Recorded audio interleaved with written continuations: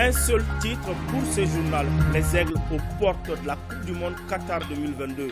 La température monte à quelques heures de ce match aller Mali-Tunisie. Avant le duel au stade du 26 mars, maximum de concentration au niveau du nid des Aigles assure un avant-goût de ce match dans ce journal. Il est 13h, bonjour à tous et bienvenue dans ce journal. Pour le match de ce soir, il est attendu plus de 50 000 personnes au stade du 26 mars. Donc un important dispositif sécuritaire est nécessaire.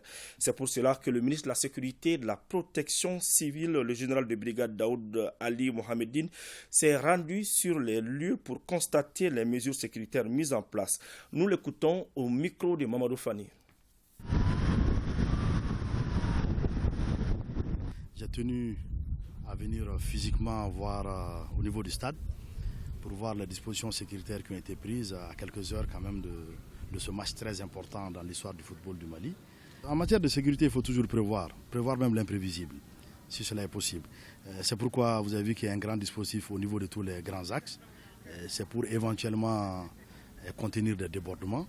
D'abord permettre à ceux qui veulent venir au stade de venir librement. C'est dans cette optique que le gouvernement a d'ailleurs décidé que la journée du travail s'arrête aujourd'hui à 12h30. C'est pour que les gens rentrent à la maison et être en mesure de venir au stade et pour éviter certains engorgements dans la ville et rendre beaucoup plus fluide la circulation. Le dispositif que vous voyez, c'est d'abord pour permettre à la population de vaguer librement pour aller où elle veut, mais surtout aussi, c'est des mesures préventives pour éviter tout dérapage possible. Vous savez que c'est un match qui a un enjeu assez symbolique. C'est pour la première fois dans notre histoire, dans l'histoire du football malien que nous nous retrouvons à ce stade de la compétition. Donc l'enjeu est de taille. Je demande à tous nos compatriotes, notamment à nos supporters, de faire preuve d'esprit patriotique, de civisme et surtout de fair play. De demander, quelle que soit l'issue du match, surtout aux supporters, de faire preuve de retenue, de faire preuve de patriotisme. Et je me réjouis des dispositions qui ont été prises par les différentes structures chargées de la sécurisation d'un tel événement. Je me réjouis du dispositif, mais aucun dispositif n'est parfait. Donc nous allons toujours travailler au fur et à mesure pour que le dispositif soit beaucoup plus efficace, beaucoup plus robuste. Mais déjà le dispositif en place me réjouit et nous allons rester vigilants pour pouvoir contenir le monde et pouvoir faire en sorte que cet événement se passe très bien, dans la joie, et pour que tous ceux qui viendront dans le stade viennent en sécurité et retournent en sécurité. Parlons toujours du match aller des derniers tours du barrage de la Coupe du Monde Qatar 2022. Le chef de l'État, colonel Assimi Goïta, a rendu visite aux Aigles à Kabbalah, leur quartier général. Avec Ardjouma Tina, voyons ce tact galvanisant du président de la transition. Bienvenue au centre Ousmane Bleni Traoré de Kabbalah, le QG des Aigles du Mali. Ici, l'atmosphère est sereine et conviviale. Les Aigles du Mali jouent ce vendredi contre les Aigles de Carthage de la Tunisie. C'est là au compte des matchs aller des barrages qualificatifs pour la Coupe du Monde Qatar 2022. Les Aigles, pour la première fois, sont aux portes d'une qualification historique pour la grande messe du football mondial. Et le peuple malien est mobilisé au-dedans comme au dehors derrière son équipe nationale. Le président de la transition, chef de l'État, son Excellence le colonel Assimi Goïta, est venu rendre visite aux Aigles. Objectif, les mobiliser, les galvaniser pour cette échéance importante dont la première manche va se dérouler ce vendredi chez nous, ici à Bamako. Et le moral, c'est bon de connaître votre état d'esprit. Nous sommes ici, ce n'est pas pour vous mettre la pression, mais surtout pour vous encourager au nom du peuple malien et surtout vous manifester son soutien constant pour ce moment historique. Et rassurez-vous que le peuple malien sera avec vous sur le terrain, que le peuple malien sera avec vous pendant les moments difficiles. J'ai eu l'occasion de regarder plusieurs de vos matchs. Je sais que vous êtes des vrais professionnels. Vous avez beaucoup de capacités pour donner ces cadeaux au peuple malien. Et certainement, vous n'êtes pas rendu compte, mais chaque fois que vous avez salué militairement sur le terrain, tous les militaires vous ont répondu, y compris moi-même militairement. C'est pour vous dire qu'on vous suit de très près. Je ne peux que vous souhaiter, au nom du peuple malien, bon courage, bonne chance, qu'Allah le Tout-Puissant puisse guider vos pas durant cette compétition. Cette visite du chef de l'État illustre à quel point le peuple malien aspire à cette qualification historique pour le mondial Qatar 2022. Et ce communiqué de presse du ministère de la Jeunesse et des Sports chargé de l'instruction civique et de la construction citoyenne dans le cadre du match aller Mali-Tunisie comptant pour les éliminatoires de la Coupe du monde de football Qatar 2022 qui se joue ce vendredi 25 mars 2022 à partir de 17h au stade du 26 mars de Bamako. Le gouvernement, en collaboration avec certains partenaires, a décidé de mettre en place des écrans géants sur certains sites du district de Bamako. Cette opération est réalisée sur les sites suivants et grâce à la collaboration des partenaires ci-dessous: Palais des Sports, Stade Omnisport Modibo Keïta, Terrain de Djiliboukou, Stade Mamadou Konaté, Palais de la Culture, EDEM SA et Somagep SA, Orange Mali, Ministère des Sports, Direction nationale de la géologie et des mines, les sociétés minières et la Somagep SA, Direction nationale de la géologie et des mines et les sociétés minières. Cette opération de proximité a pour objectif de permettre aux supporters qui n'ont pas pu obtenir de billets d'entrée au stade du 26 mars d'assister au match en direct. Le ministre remercie l'esprit solidaire de ses collègues membres du gouvernement impliqués dans l'opération et l'élan patriotique de nos partenaires et sait compter sur l'esprit sportif de toutes et de tous. À présent, écoutons le ministre en charge des sports. Il se prononce sur le match Mali-Tunisie prévu ce soir à 17h. Il est au micro de Ardou Matina. À l'endroit du peuple malien, nous voudrions surtout lancer un appel. Un appel d'abord à la responsabilité. Parce que nous avons cette chance d'accueillir nos frères tunisiens chez nous pour un match qui peut être un match historique. Parce que une victoire issue de ce match nous amène à la Coupe du Monde. À cet effet, je lance un appel solennel à l'ensemble du public sportif, du mouvement sportif et l'ensemble de l'opinion nationale pour que nous retenions une chose. C'est d'abord du football. C'est d'abord un match de football. Et un match de football, c'est pour se faire plaisir, c'est pour supporter son équipe. Je voudrais aussi inviter l'ensemble du public malien à réserver un accueil chaleureux et fraternel à nos frères tunisiens qui viendront disputer ce match avec nous. Enfin, je demande à l'ensemble du public sportif qui sera sur place, qui va venir soutenir les Aigles, à savoir que nous devrons tous nous mettre ensemble pour que de manière responsable, aucun dépassement ne se produisent pour la sécurité de l'ensemble de ceux qui seront sur place, pour la sécurité de notre équipe et pour le bien de notre football. Nous devons faire preuve de responsabilité, de calme et surtout, j'invite les uns et les autres à tout faire pour que ce match soit une fête et non autre chose. À quelques heures du match Mali-Tunisie, quelle est l'ambiance qui règne au stade du 26 mars? Voyons cette atmosphère avec notre reporter sur place, Seragatou Sissé. Le stade du 26 mars en ébullition. Chaque heure qui passe nous rapproche davantage de ce très attendu Mali-Tunisie, comptant pour les barrages à l'aide de la Coupe du Monde Qatar 2022. Le stade du 26 mars, requis aux normes internationales, accueille les supporters enthousiastes, munis de leur ticket d'accès et du drapeau national. Les supporters retrouvent les Aigles du Mali ici au stade du 26 mars. Une première, c'était face à la Namibie en éliminatoire de la Coupe d'Afrique des Nations 2021. Malgré la canicule, 33 degrés à l'ombre, les supporters sont là, tout joyeux. Alors, ils ont promis de faire le show ici au stade du 26 mars, aux Aigles du Mali, de répondre présent sur la pelouse. Pour ce match, le soutien et le fair play du public sont demandés. Seragatou Sissé nous donne un avant-goût de ce match aux allures de retrouvailles. Revoilà la route du Mali et de la Tunisie se croiser cette fois en barrage de la Coupe du Monde. Ce vendredi, la première haie sera franchie au stade du 26 mars. Les Aigles du Mali, avec un groupe expérimenté, doivent rabattre les cartes et défier leurs homologues tunisiens revanchards. Chaque nation veut être aujourd'hui au Qatar, donc il ne faut pas s'attendre à des explications faciles. Ça va être des matchs extrêmement difficiles, mais ce qui compte, c'est le résultat final. Le rappel en sélection des anciens cadres, la convocation des joueurs ciblés depuis Belle-Lurette et la désignation d'un collège autour du staff technique sont des facteurs positifs pour hisser haut les couleurs du Mali. Le nouvel état d'esprit veut que chaque fils du pays, quand il est appelé, chaque fils du pays doit venir servir son pays.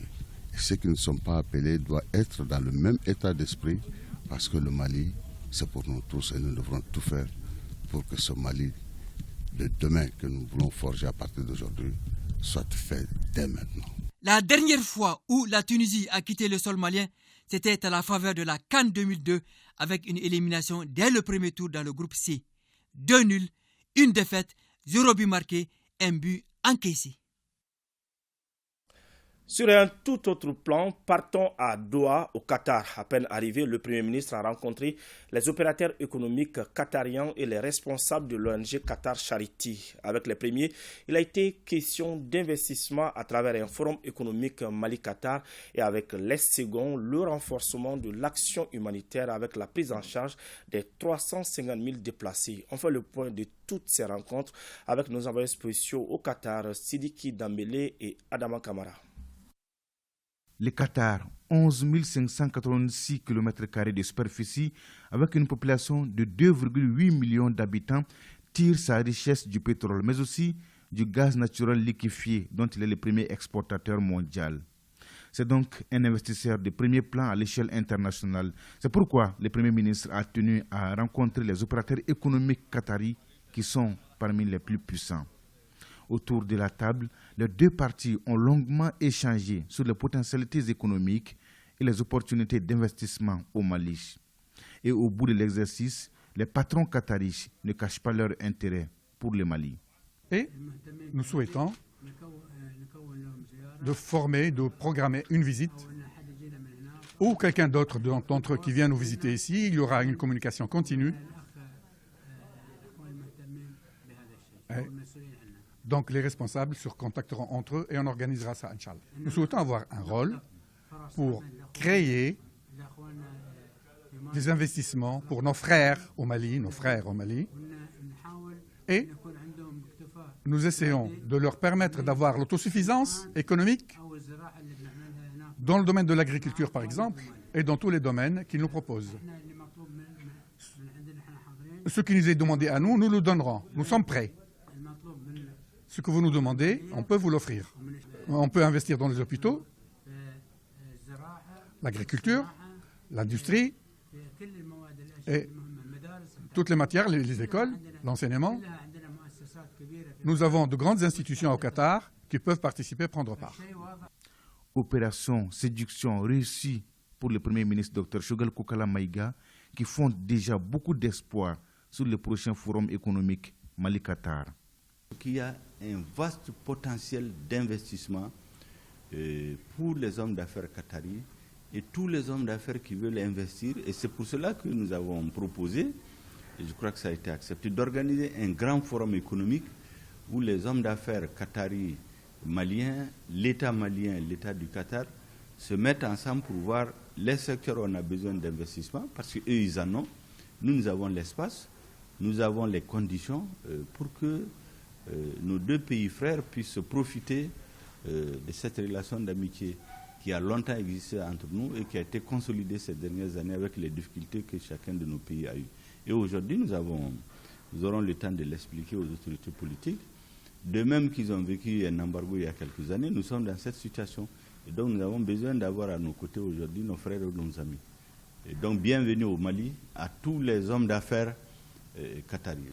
Après les opérateurs économiques, le Premier ministre est allé à la rencontre des acteurs humanitaires regroupés au sein de l'ONG Qatar Charity. Appel au soutien et plaidoyer surtout en faveur des déplacés et des personnes handicapées. Avec le retour de la paix dans le pays et 350 000 réfugiés, nous avons besoin de l'appui de nos amis pour faciliter le retour, l'installation des réfugiés, créer les conditions minimales de vie humaine, en eau, en électricité, en nourriture, en école, en centre de santé. Et donc j'ai invité nos amis de Qatar Charity à appuyer le Mali dans le domaine de l'action humanitaire. Ce qui a été accepté avec beaucoup d'attention.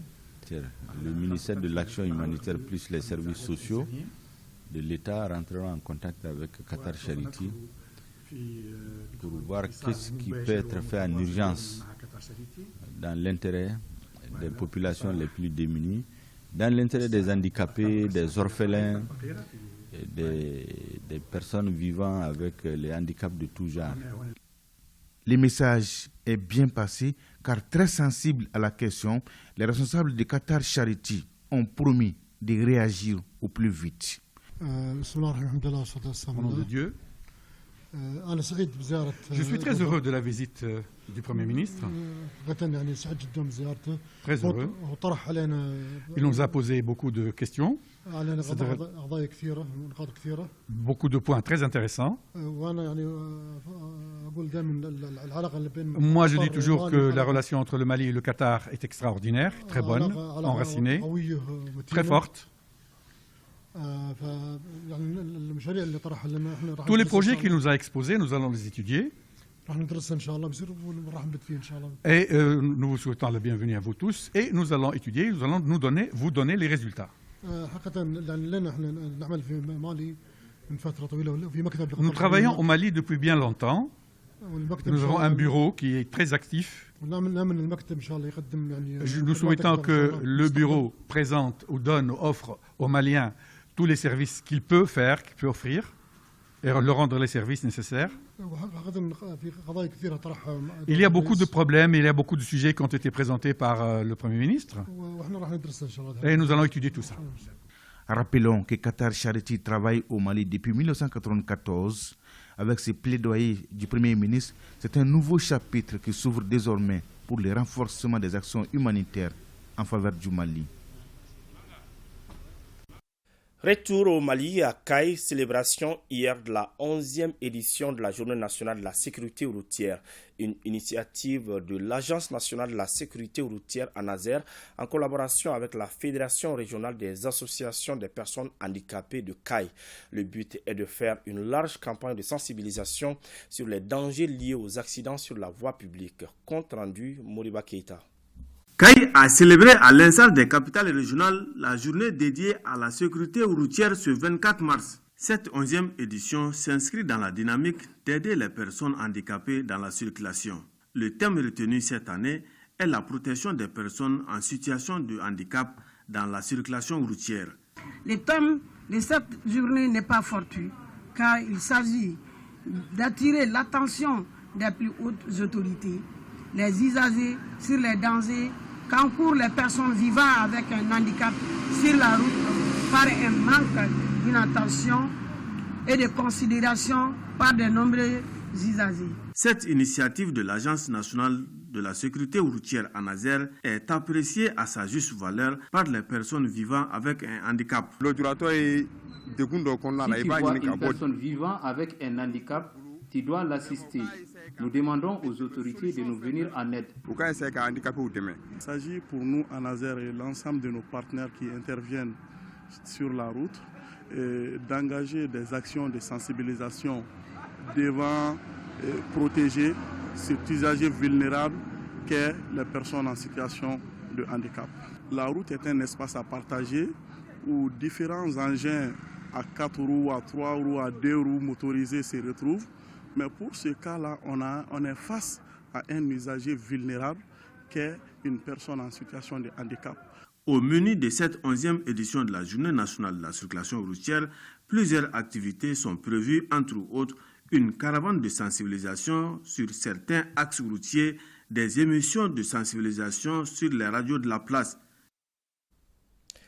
Protéger des personnes en situation de handicap dans la circulation routière, c'est le maître mot de cette 11e édition de la journée de la courtoisie sur la route à Ségou, une initiative de l'Agence nationale de la sécurité routière à Nazer. La journée a été marquée par plusieurs activités, dont l'implantation de panneaux d'indication de personnes vivant avec le handicap. La correspondance de Amidou Diallo. Les agents de la Nazer, les handicapés et autres acteurs de la route sont mobilisés au niveau des grandes artères de la ville de Ségou à travers cette journée de la courtoisie sur la route. Une journée qui vise à sensibiliser des usagers sur les droits des personnes handicapées dans la circulation routière. La 11e édition est dédiée, n'est-ce pas, à la protection des personnes vivant avec des situations de handicap. Ce thème est choisi par les autorités, c'est-à-dire en fonction de la vulnérabilité de cette couche. Nous demandons aux usagers de la route vraiment de respecter strictement la limitation de la vitesse, n'est-ce pas, qui est de 50 km à l'heure. Pour soutenir les handicapés physiques sur la route, vraiment je suis très content. Pour plus de l'accès facile des handicapés dans la circulation, les autorités invitent des acteurs des routes à multiplier ce genre de journées. On demande aux gens de respecter les actions posées par la Nazer, notamment les panneaux qu'ils ont posés. Donc de perpétuer ces journées pour que les gens puissent être bien sensibilisés au respect des personnes vivant avec handicap sur nos routes. À l'occasion de la dite journée, un panneau d'indication pour les handicapés a été implanté. Cela en vue de mieux protéger des personnes en situation de handicap dans la circulation routière. Retour dans la région de Kayes pour parler de la journée mondiale de l'eau. L'édition de cette année est placée sous le thème « Les eaux souterraines rendent l'invisible visible ». Cette journée a été organisée par la direction régionale de l'hydraulique de Kayes avec l'accompagnement financier de l'UNICEF et de l'IMADEL. Un reportage signé Kabadjaba. C'est la cour de la direction régionale de l'hydraulique qui a servi de cadre pour célébrer la journée mondiale de l'eau qui est une aubaine pour le monde entier d'informer et sensibiliser le public sur les dangers liés au gaspillage de la ressource en eau et le manque d'entretien des pompes d'eau, entre autres. Le taux d'accès en eau potable dans la région est estimé à 73,01%. Donc le taux le plus élevé se trouve dans le secteur de Yélimane avec un taux de 83% et le taux le plus bas, ça c'est à Baflabé avec un taux de 66%. Le droit de l'homme à l'eau signifie que chacun, sans discrimination, a le droit à un approvisionnement suffisant, physiquement accessible et à un coût abordable, d'une eau potable et de quantité acceptable pour les usages personnels et domestiques. L'eau est un élément essentiel de la vie. Il est plus qu'essentiel d'étancher la soif ou de protéger la santé. L'eau est vitale pour créer des emplois et soutenir le développement économique, social et humain. Mais aussi inciter et conscientiser les partenaires au développement à financer le secteur par la mobilisation des ressources en eau souterraine. Au fur et à mesure que le changement s'aggrave, les eaux souterraines deviendront de plus en plus déterminantes. Alors, travailler ensemble pour gérer durablement cette précieuse ressource, c'est dans cette logique que s'inscrivent l'UNICEF et l'ensemble de ses partenaires techniques et financiers. Ils ont réalisé ainsi des addictions d'eau potable dans 2 SESCOM dans le cercle de Kenyeba. Une pompe à motricité humaine réhabilitée a été remise à Lumpuru, village situé à une dizaine de kilomètres de Kayes. Cette pompe permettra d'améliorer l'accès à l'eau potable. C'est tout pour ce journal. Merci de l'avoir suivi. Rendez-vous à 17h au stade du 26 mars pour le match Mali-Tunisie, un match à suivre en direct sur ORTM et bonne chance aux Aigles du Mali.